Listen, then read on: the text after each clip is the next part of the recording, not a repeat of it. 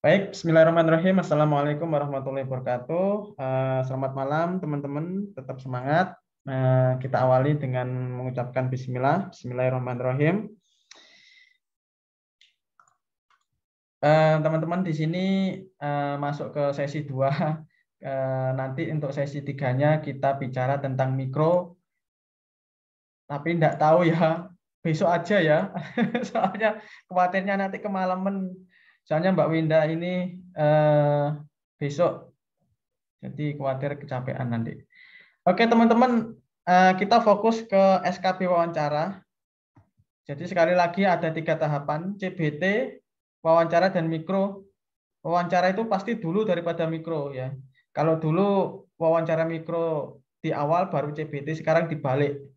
Nah, ini ya teman-teman nanti harus maksimal. Nah, merujuk dari beberapa ini platform ya teman-teman. Pertama, Anda memang harus ini berpakaian rapi sesuai ketentuan yang ada di surat edaran.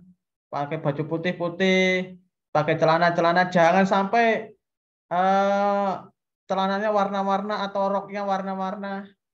Biasanya ada penguji yang memerintahkan peserta itu berdiri terus berputar bergerak melingkar, putar badan maksudnya putar badan. Jadi ngecek sabuknya, dasinya, ada yang seperti itu. Tapi juga ada yang tidak, ya tidak bisa disemuakan. Tapi sepertinya kalau menurut SOP ya prosedurnya ya cek badan itu. Jadi teman-teman benar-benar seolah-olah Anda di depan penguji begitulah, ya. Oke, yang pertama adalah rapi ya, formal, guna menciptakan impresi awal mengesankan. Ini untuk sesuai dengan pedoman atau pengumuman. Kedua, postur tubuh. Penting teman-teman, selama 20 menit postur tubuh itu tegap. Bukan sok-sokan gini enggak, tegap ya, jangan membungkuk. Ya, tegap. Ini membuat pewawancara terkesan dengan sikap sopan dan disiplin dari para kandidat. Kemudian riset dan ketahui hal berdasar keunggulan dan prestasi kampus maupun jurusan untuk menunjukkan entusiasme pada wawancara. Anda tidak boleh buta terhadap kampus tujuan, ya, websitenya. Syukur-syukur nama rektornya siapa, syukur-syukur nama kaprodinya, dekannya. Di websitenya dicek itu. Alamat websitenya, lokasinya di mana, kondisi geografinya gimana. Anda harus tahu. Itu di sana perikanan atau garam atau metropolitan. Harus tahu, harus. Ketiga, percaya diri dalam menyampaikan jawaban yang komprehensif dan terinci guna menarik minat pihak kampus atau pewawancara. Sekali lagi teman-teman, percaya diri itu penting, confident itu penting. Tapi jangan sampai over ya.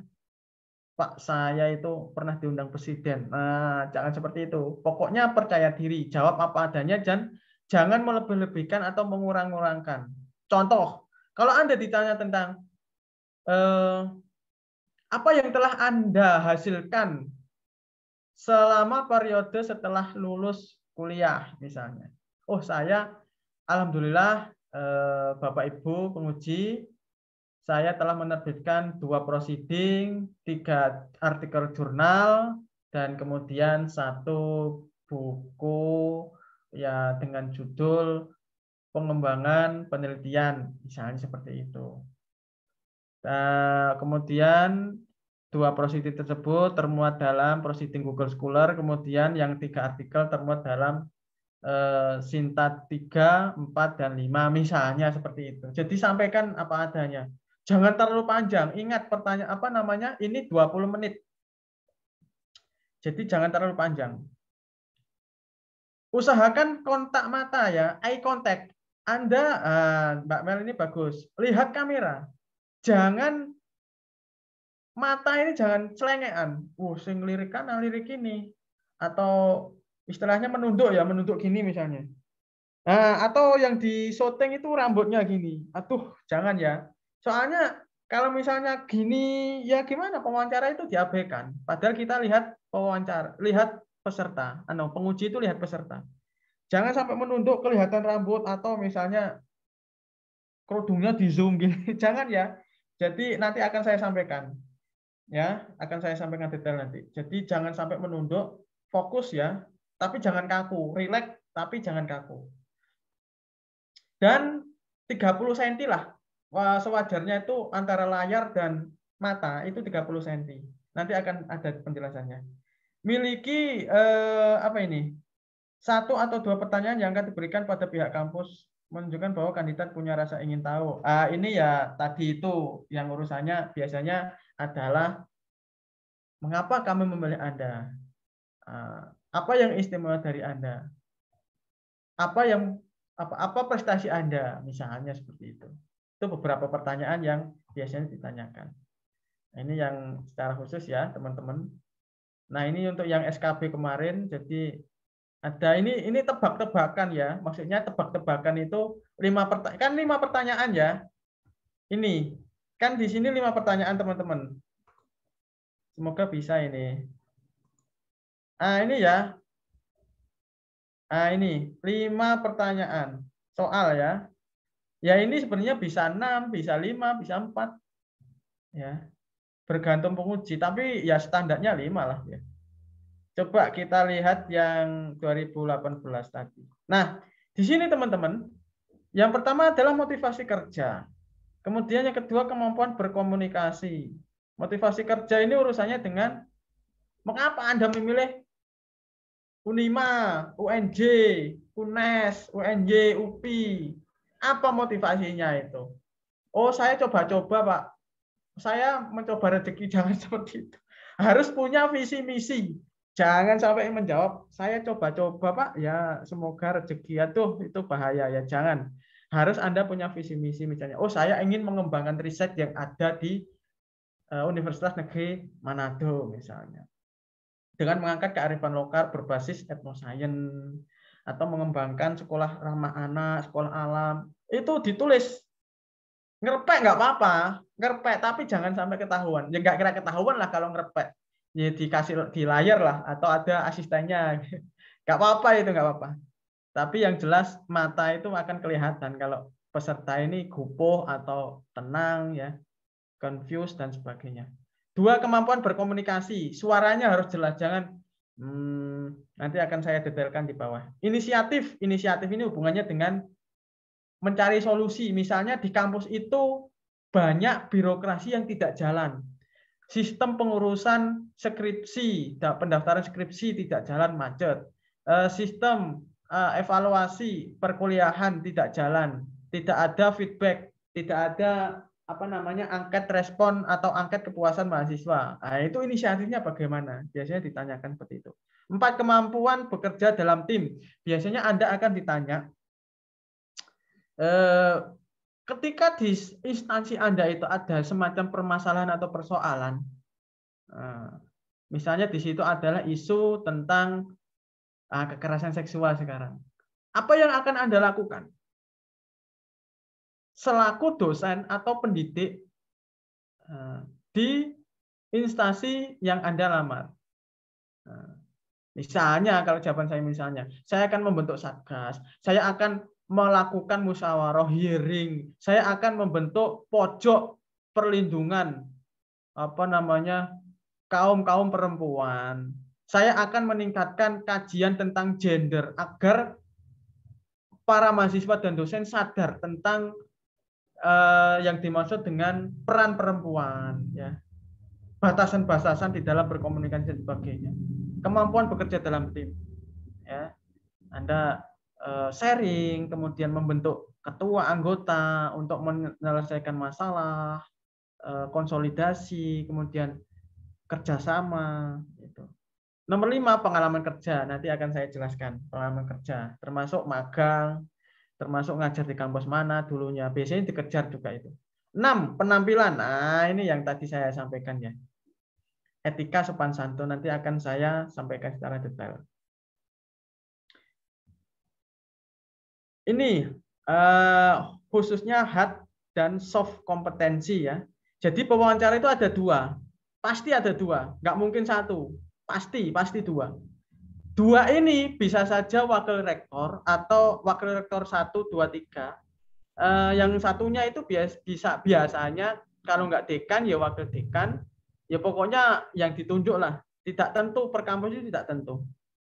Ya, tidak menentu lah seperti itu. Yang penting yang harus Anda kuasai adalah medan perang Anda. Jadi kampus yang Anda tuju. Dan biasanya pewawancara itu nggak nanya ya, jadi cuman sharing biasanya seperti itu. Biar peserta nggak gugup ya. Biasanya seperti itu.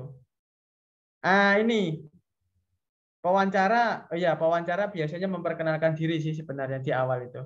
Perkenalkan, saya Pak siapa, Wakil Rektor 1 Universitas Negeri Manado, misalnya seperti itu. Dekan Fakultas Ilmu Pendidikan Universitas Negeri Jakarta, misalnya seperti itu ya. Biasanya di awal-awal seperti itu. Dan saya dulu disuruh berdoa dulu bahkan ya.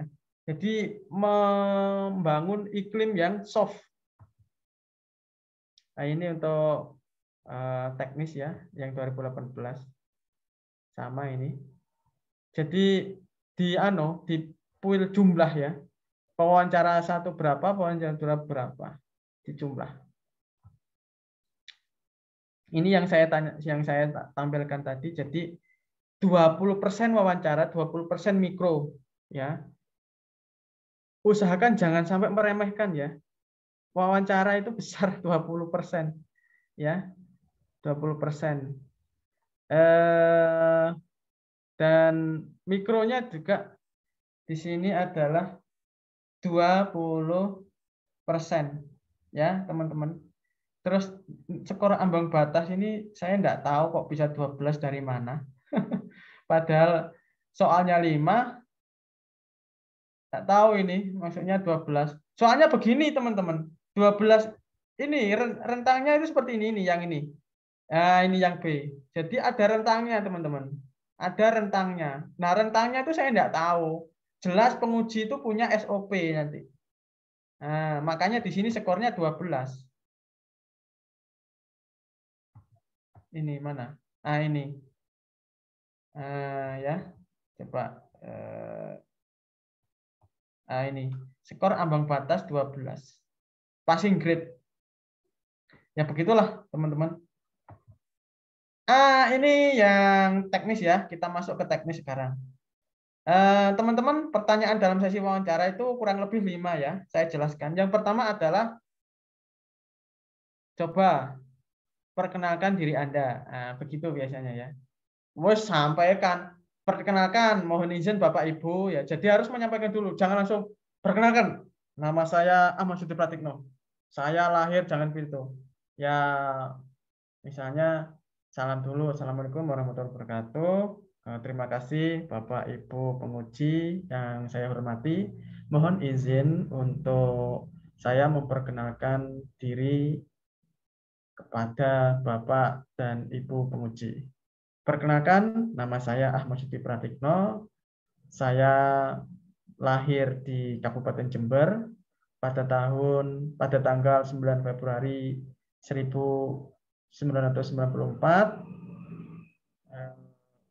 Untuk pendidikan formal, saya lulus dari SMA N 2 Tanggul pada tahun 2012, kemudian melanjutkan dan seterusnya ya, teman-teman.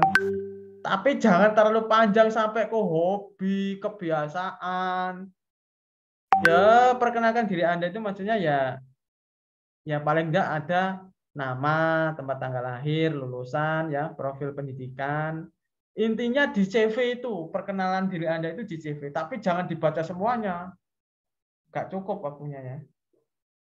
Begitu ya. Itu. Kalau misalnya penguji tanya hobi ya dijawab saja ya. Maksudnya nggak saklek kok ini. Penguji itu kan ingin menggali hard dan soft kompetensi dari peserta ya. Nomor 2, pengalaman pekerjaan.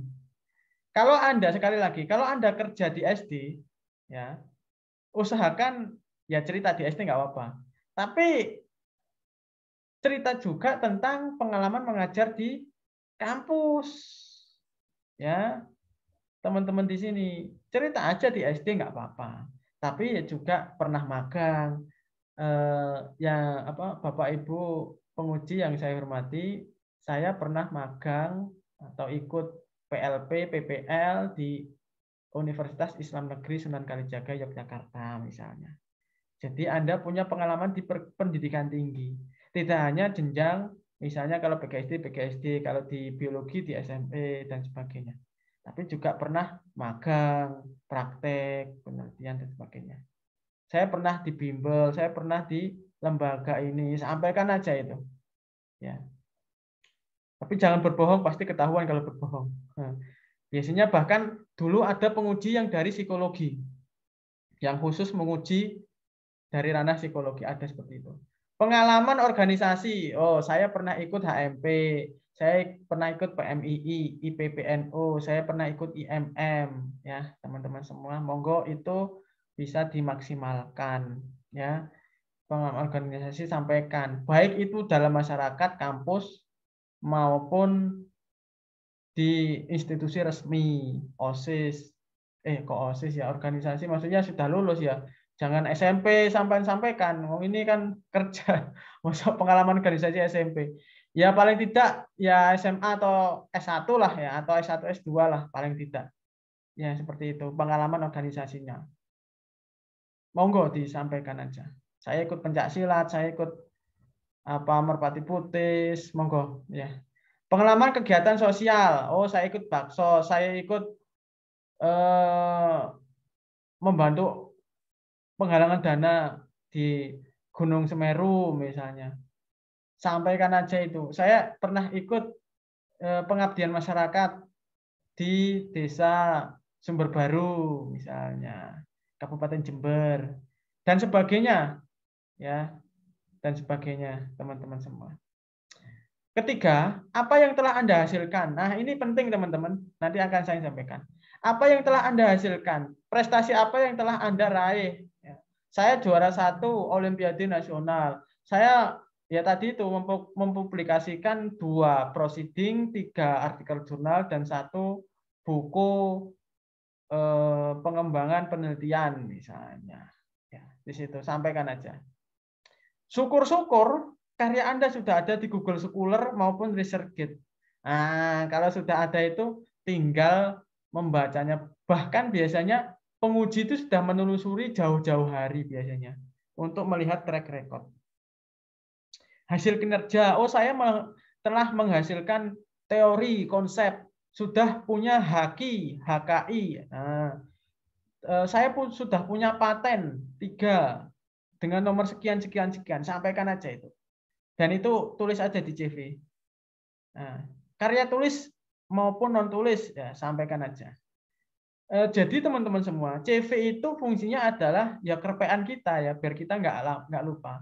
Ya ada beberapa penguji minta CV, tapi ada penguji juga yang nggak minta CV ya. Jadi ya buat aja, nggak ada salahnya buat.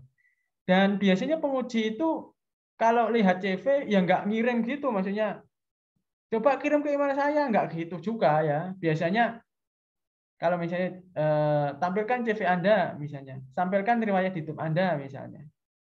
Baru Anda misalnya mohon izin Bapak Ibu penguji, mohon izin untuk share screen berkaitan dengan menampilkan riwayat riwayat pendidikan ya, riwayat hidup, nah, seperti itu ya, atau CV, kurikulum vitae.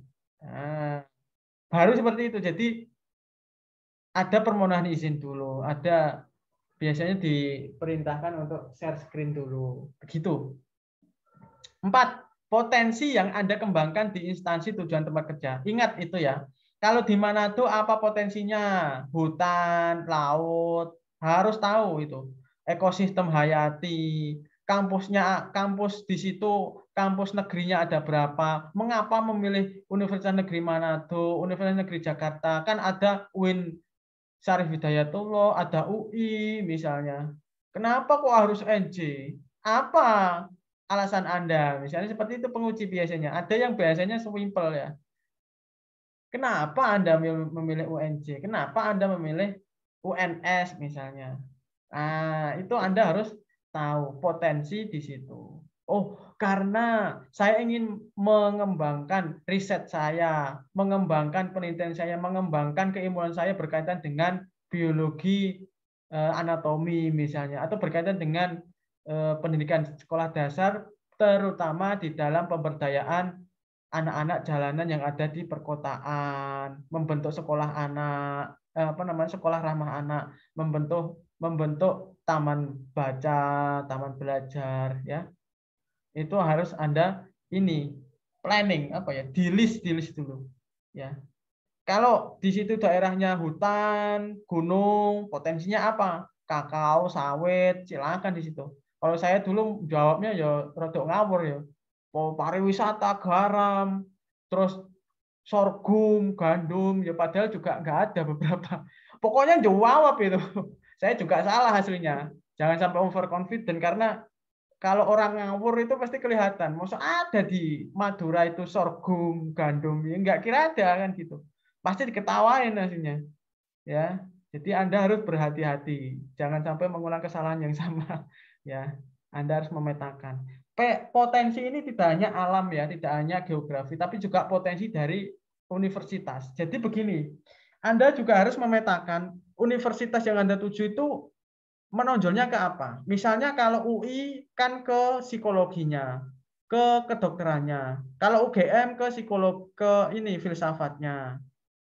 Kalau IPB ke pertaniannya, ya pasti Anda tahu. ITS, ITB ke teknik, ya.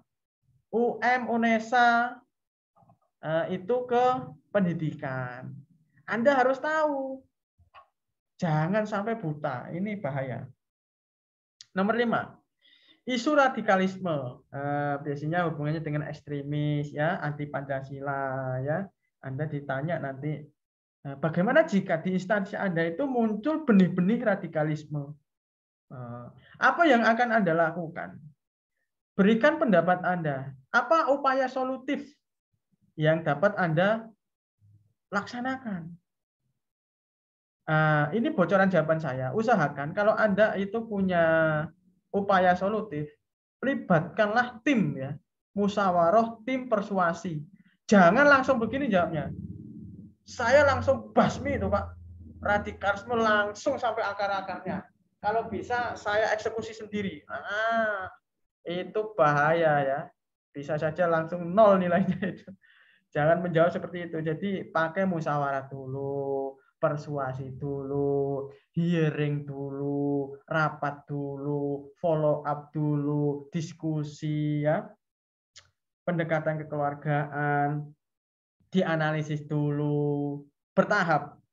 Baru kalau sudah mentok, ya sudah, kita melibatkan Badan Nasional Penanggulangan Teroris, BNPT, kemudian BIN, ya, lalu Polres, Polri misalnya, Pemda, Pemkab, dan juga jajaran di universitas. Nah, itu anti Pancasila, ya, anti Pancasila. Ini nggak mau menerima Pancasila dan sebagainya. Ekstremisme, ya, yang berdiri di atas Islam, misalnya semuanya harus Islam semua. Yang di luar Islam kafir semua nggak boleh misalnya. Nah itu Anda bagaimana tindakannya? Ya sama dengan tadi ya, mirip-mirip dengan radikalisme. Konteksnya. Anda akan ditanya seputar ini dan Anda akan ditanya ketika Anda ini ya tadi ya, apa yang Anda lakukan jika Anda menemukan isu radikalisme, anti Pancasila maupun ekstremisme, teman-teman semua. Dan isu-isu ini biasanya juga berganti. Kalau sekarang isu kekerasan seksual ya sepertinya. Ya tergantung trennya apa biasanya. Tapi bocorannya, nggak tahu ini bocoran diri saya sendiri. Bocorannya itu ya tetap sekitar radikalisme atau kekerasan seksual itu sih sebenarnya. Kalau yang pendidikan tinggi. Atau MBKM juga bisa. Ya kita tidak bisa menutup kemungkinan MBKM nanti juga sedikit banyak ditanya. Apa pendapat Anda tentang kebijakan MBKM misalnya? Oh bagus Pak. Oh, bagus kenapa? Ya bagus pokoknya. Ya jangan ya, maksudnya diberikan alasan bagusnya seperti apa. Usahakan pakai teori ilmu ya, jangan jawabnya ceplas-ceplos kayak orang cerita. Jangan sampai.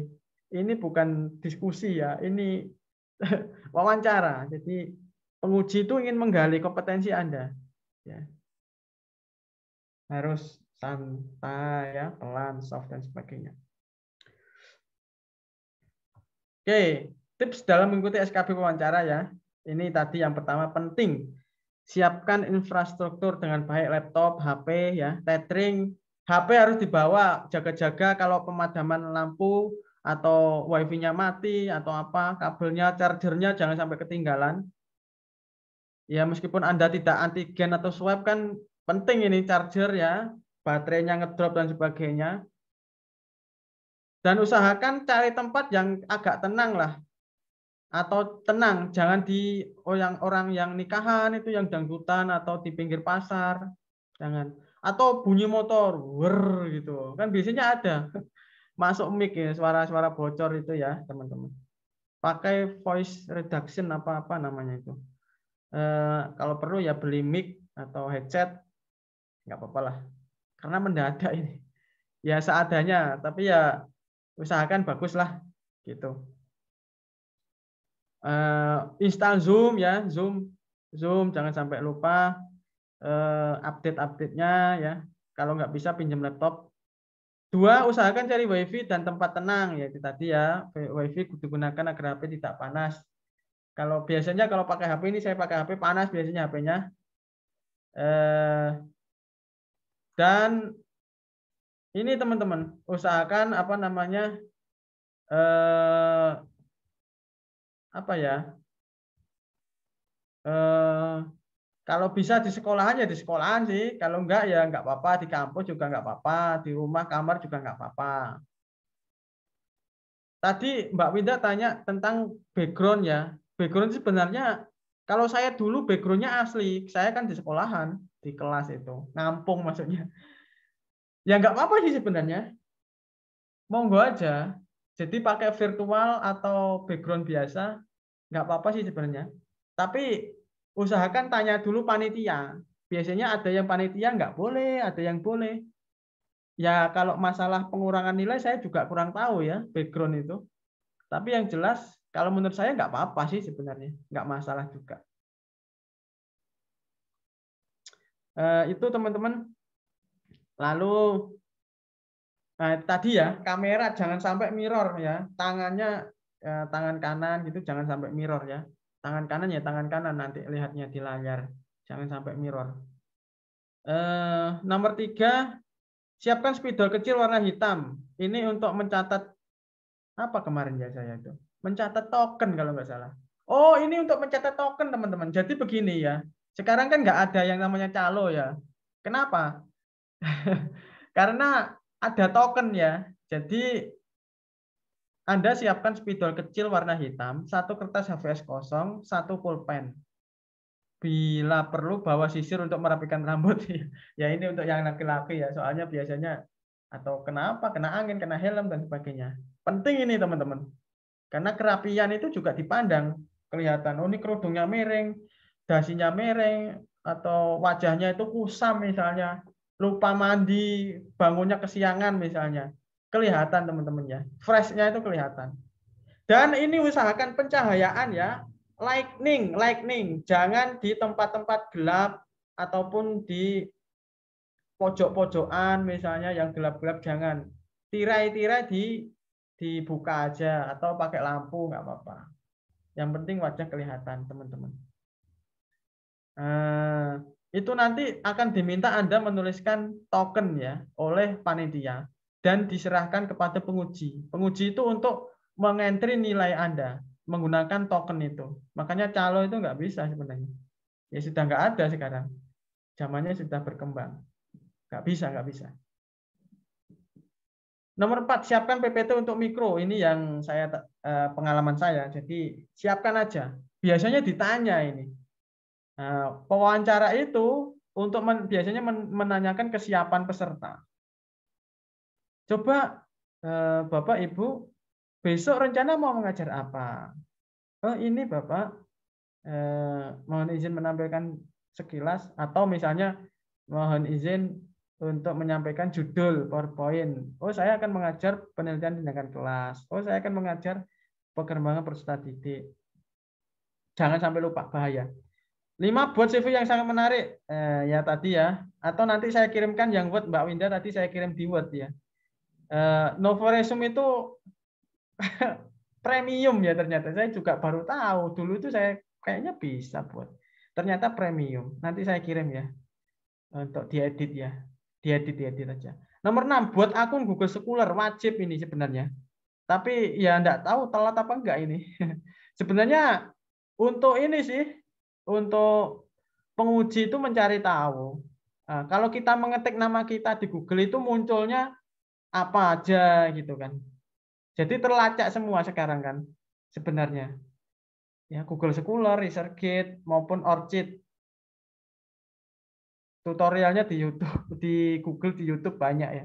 ORCID kalau bisa ya, ResearchGate kalau bisa. Buat aja nggak apa-apa ya. Gampang, ResearchGate kayak buat Facebook dan Instagram.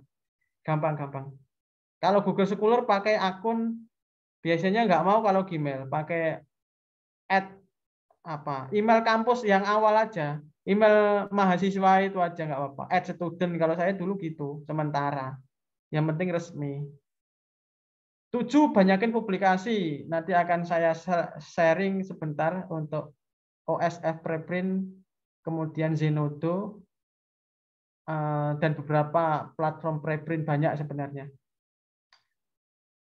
Untuk ya ini sih publikasi aja, ya makalah upload aja, ya biasanya ditanya gitu kan, biasanya ditanya. Ya memang ditanya kalau publikasi, maksudnya kalau yang untuk kayak preprint, kemudian gagasan dan sebagainya itu karena banyak ya, misalnya Anda publikasinya malah banyak, ya biasanya yang ditanya itu yang citasinya tinggi atau yang bagian atas apa ya, yang di Google Scholar itu yang penempatannya di bagian atas begitu teman-teman. Nomor 8, pengalaman mengajar atau kerja tadi sudah ya. Jadi kalau di SD ya ceritakan nggak apa-apa. Hanya saja teman-teman semua jangan lupa untuk menyampaikan bahwa Anda punya pengalaman ya mengajar mahasiswa begitu ya. Kalau 0 potul ya, nggak ngajar misalnya. Nah, itu penguji itu kadang ya gimana, wong ini kan medannya perguruan tinggi, Anda dari TK misalnya, ngajar di TK. Ya gimana? Istilahnya Anda itu akan pergi ke laut ya, tapi Anda kelamaan di ladang, ya nggak bisa ya. Anda harus berenang di laut ya, karena medannya laut ya. Kalau Anda di ladang ya di daratan kan seperti itu. Jadi ya nggak sesuai dengan ladangnya kan begitu. Nah, maka sampaikanlah pengalaman meskipun itu sekecil apapun, sampaikan pernah mengajar di ini melalui program ini daring maupun offline nggak masalah, yang penting punya pengalaman. 9, kontribusi kita diterima di tempat kerja tadi sudah ya, potensi-potensi ya, kelebihan kampusnya. Kalau bisa juga petakan keunggulan kampus Anda dengan kampus-kampus yang lainnya. Itu. Oh, UTM misalnya adalah satu-satunya PTN di Pulau Madura misalnya, seperti itu ya. Nah, itu jadi dipetakan, dianalisis. 10, potensi yang mau dikembangkan di tempat kerja tadi ya sudah. Monggo apa potensi pariwisata, batik, laut, pendidikannya, gandum, jagung, sorghum. Kemudian misalnya yang di UNJ misalnya, lebih tertarik kepada departemen kajian gender misalnya, atau lebih kepada riset unggulannya. Jadi kampus itu punya ciri khas, istilahnya punya ciri khas begitu ya. Ya browsing kalau nggak browsing nggak tahu kita. 11, isu radikalisme tadi ya yang saya sampaikan jelas ya. Pertama persuasi dulu, diskusi ya. Jika susah ya maka libatkan pihak berwajib, BNPT, TNI ya. BIN, BIN, polisi, dan sebagainya. 12 ini isu kekerasan seksual di kampus biasanya nanti ditanya. Sepertinya loh, karena kasus-kasus trending ya. Kasus-kasus trending. 13 pelajari juga MBKM, Kemendikbudristek juga pelajari. Yang nomor 14, mengapa kami harus memilih Anda? Ini pertanyaan ini sama dengan potensi yang Anda miliki ya. Jadi, saya pernah, saya lulusan UNJ misalnya, lulus cum laude dengan IPK sekian, saya menghasilkan karya ini, buku ini, proceeding ini, saya punya pengalaman mengajar di lembaga ini. Istilahnya kita itu begini teman-teman, menjual ya, sell yourself ya, sell your positif ya, apa ya, positif value, nilai positif Anda. Jadi ya istilahnya kita menjual diri lah. Bagaimana penguji itu bisa yakin kepada Anda. Pokok bagaimana persuasinya lah ya. Bagaimana persuasinya, begitu ya. Ini hindari sikap, ini tips dalam mengikuti SKB selanjutnya ya. Hindari sikap menunduk, tolah-tolah ini ya, Kak fokus. Atau kata-kata mohon maaf Bapak, jangan, itu akan menandakan Anda loading atau mikirnya lama. Slow learner, bahaya. Dosen loading. Ya, tanyain mahasiswa, Pak ini maksudnya apa Pak? Sebentar. Jangan seperti itu ya. Nanti teman-teman, kampus saya jadi apa kalau dosennya seperti ini ya. Jadi harus jelas ya, tegas ya, tapi nggak membentak-bentak ya. Maksudnya yakin gitu ya. Gini duduknya, nanti akan saya tempelkan ada. Hindari cerita pengalaman, ini tadi ya sudah ya, paling tidak menyampaikan apa adanya tapi juga punya pengalaman di kampus. Jangan pernah mendebat penguji ya, jelas. Saya sebenarnya nggak setuju dengan Anda, Pak. Mohon maaf, Bapak ya. Jadi saya tidak setuju dengan apa yang Anda sampaikan. Karena menurut saya seperti ini. Wah, itu tambah kacau nanti. Jangan ya.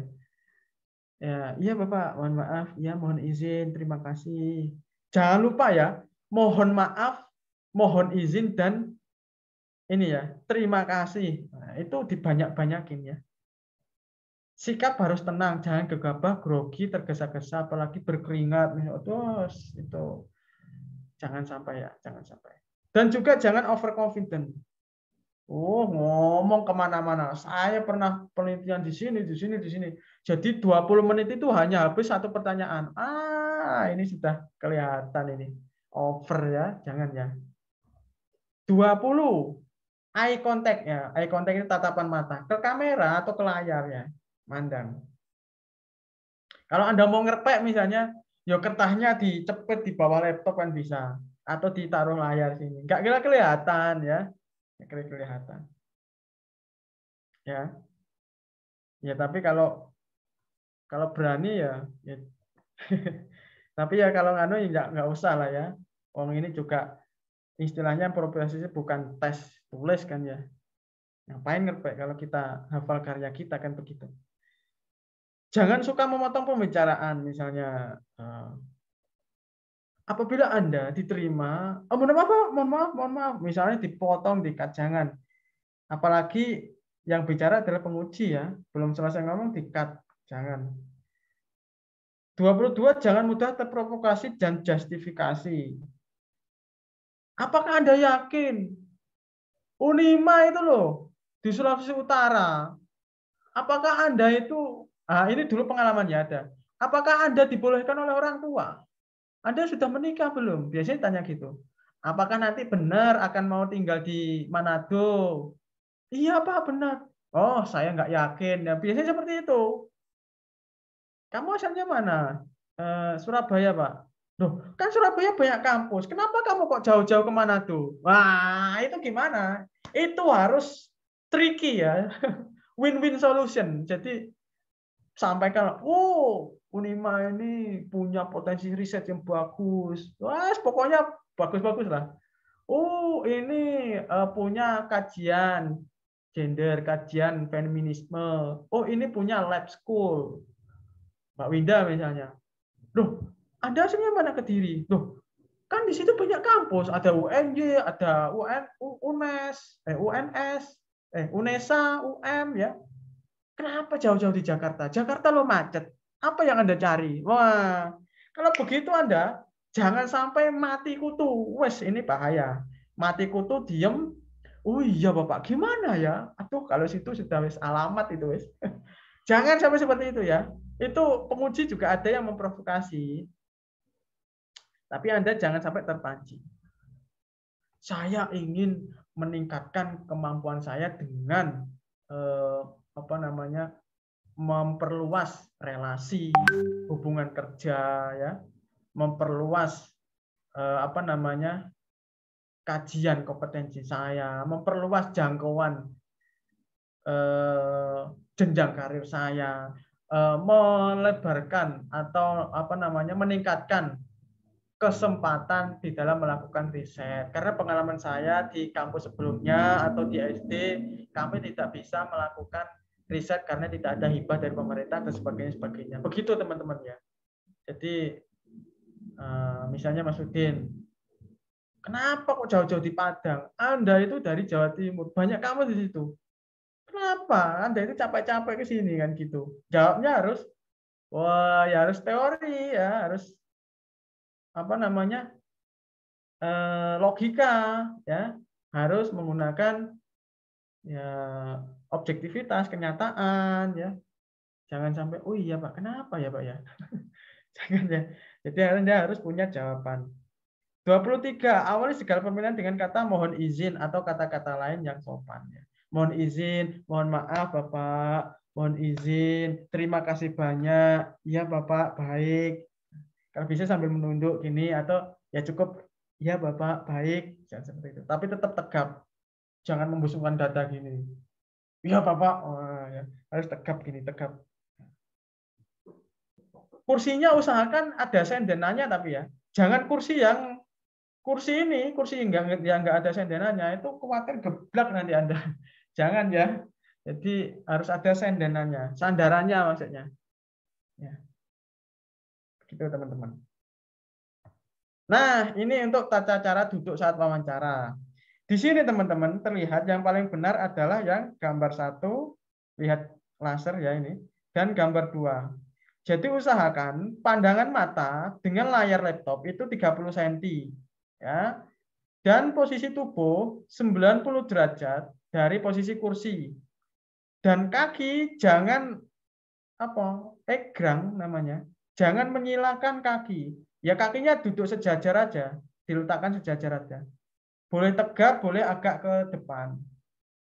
Tangan boleh di atas keyboard atau megang mouse, monggo ya teman-teman. Enggak apa-apa. Usahakan lampu harus pencahayaan lampu harus bagus.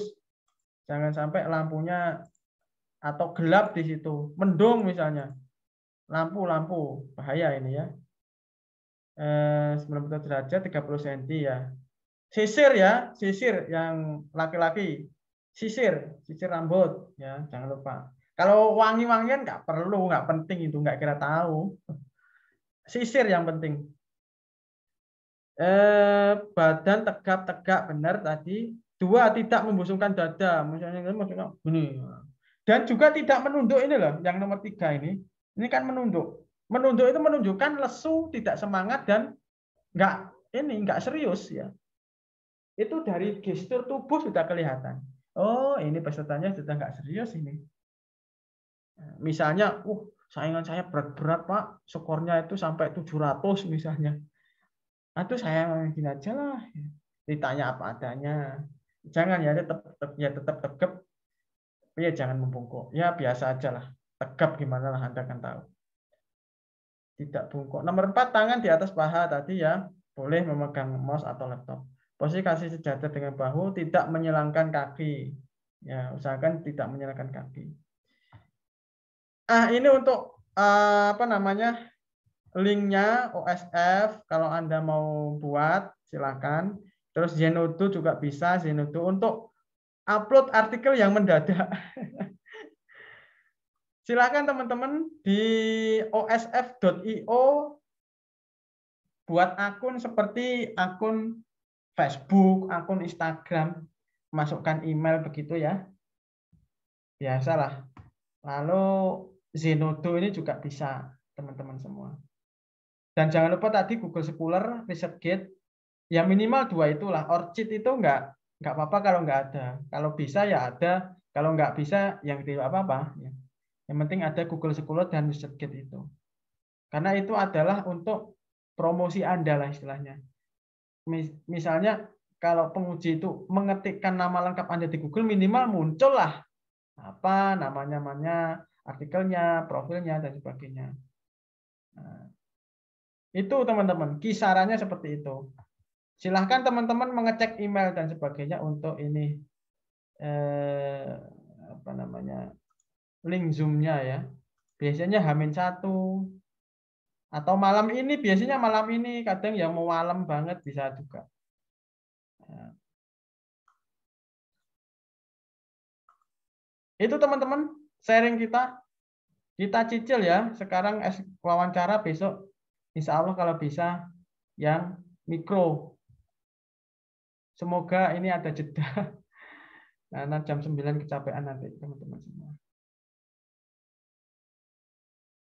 Monggo sampai sini teman-teman, barangkali ada pertanyaan.